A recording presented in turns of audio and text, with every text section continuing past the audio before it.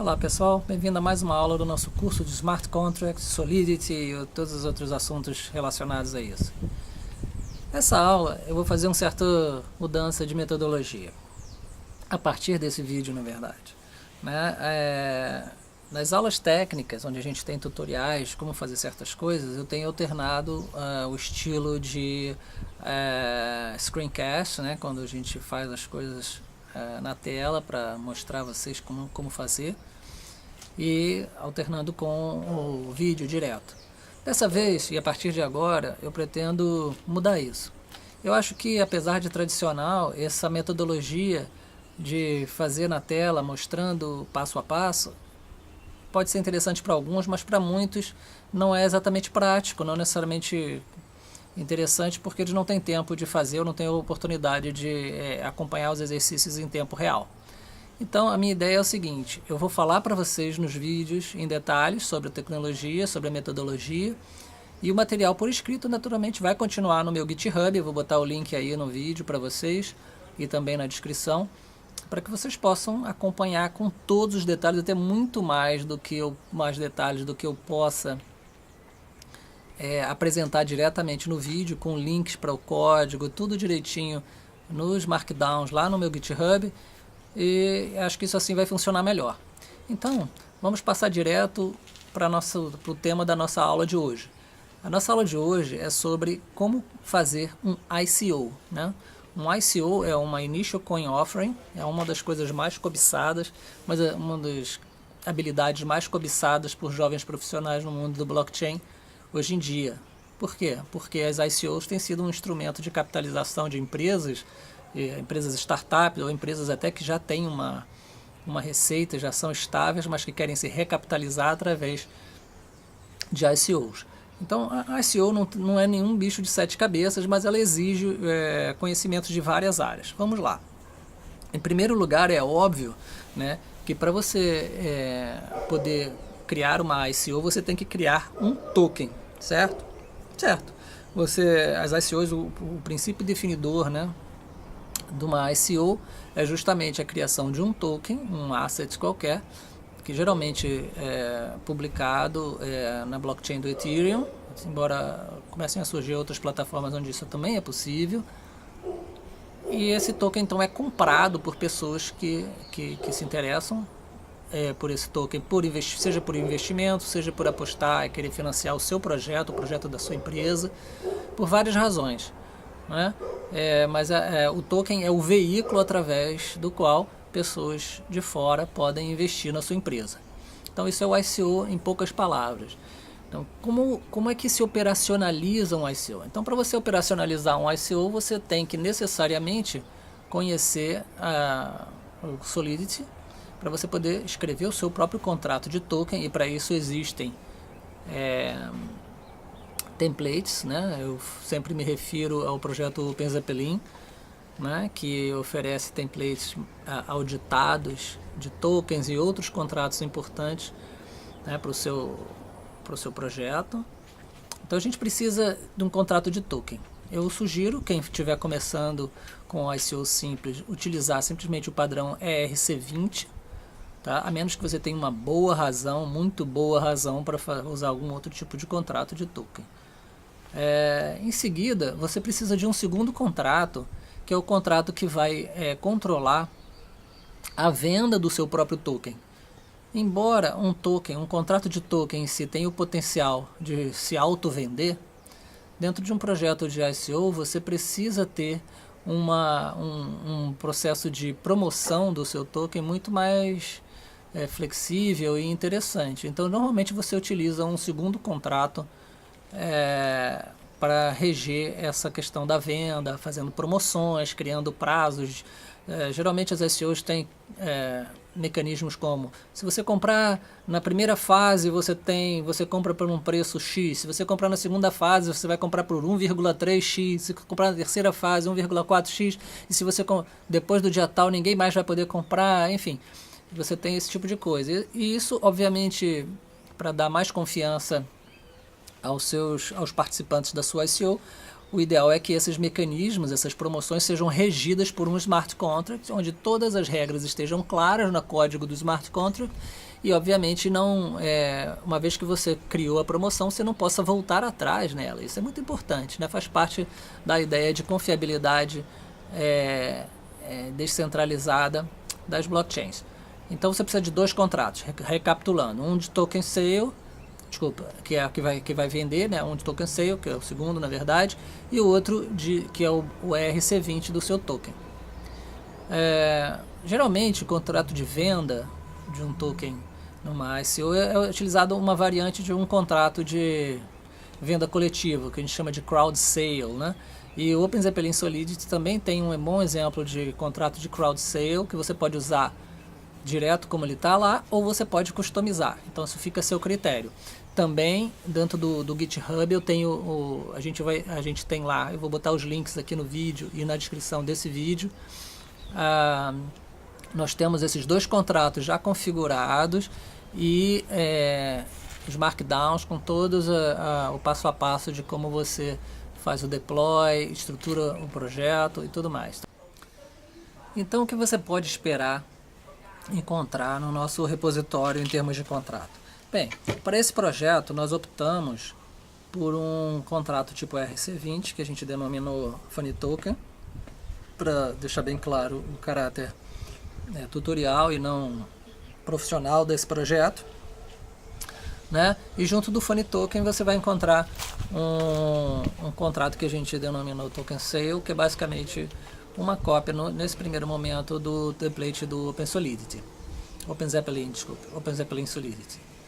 Então, esse vai ser o nosso ponto de partida. Então está tudo lá, vocês podem começar a estudar o contrato. Eu recomendo bastante isso como um primeiro passo, pegar e ler o código dos contratos para entender o que eles fazem. Em seguida, o próximo passo para vocês é, utilizando a framework do Truffle e usando não somente as instruções que estão presentes nas nossas aulas sobre a ICO, como também o nosso vídeo anterior, né? A gente tem um vídeo que explica o passo a passo de como desenvolver em Solidity usando a framework Truffle.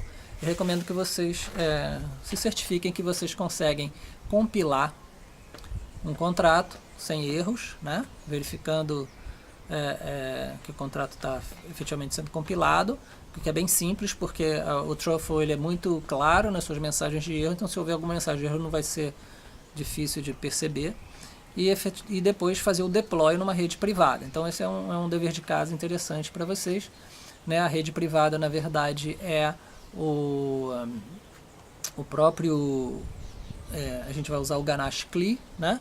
Isso está tudo documentado também lá no GitHub. O Ganache CLI é a versão de comando de linha do Ganache, que é um cliente de blockchain para desenvolvimento, né? Oferecido pelo próprio pessoal da framework Truffle. Então vocês façam esse dever de casa. Compilem os contratos e usam o Truffle Migrate para fazer o deploy desse contrato na rede privada e verifique se está tudo funcionando.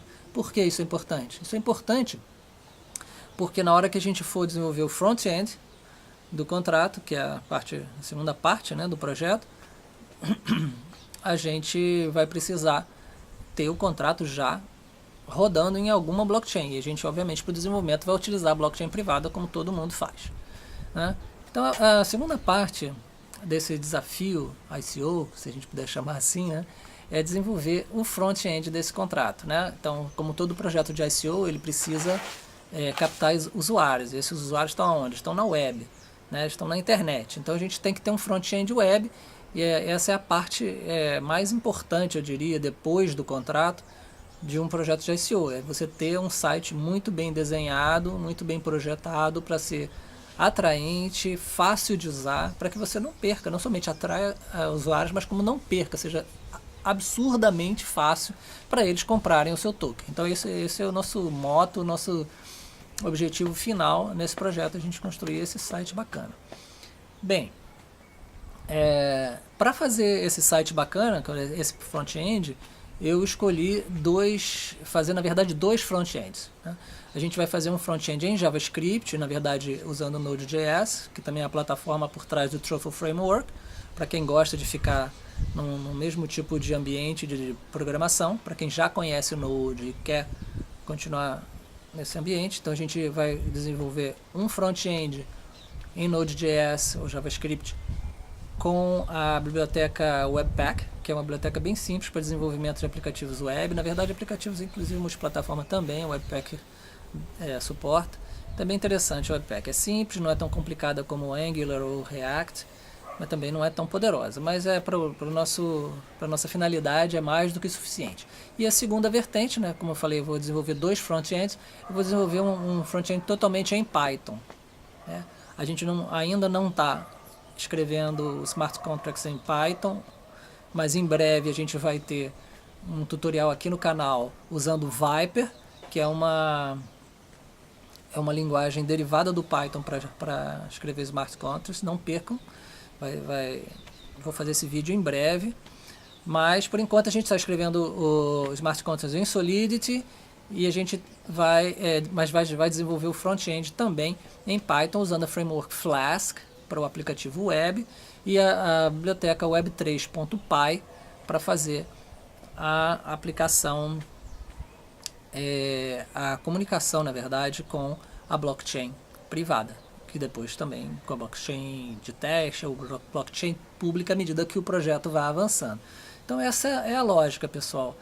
O que a gente quer como funcionalidade nesses front-ends é basicamente que o usuário chegue, ele saiba como comprar o token e possa efetivamente em poucos segundos fazer uma transação e receber o seu token. Então esse é o nosso objetivo.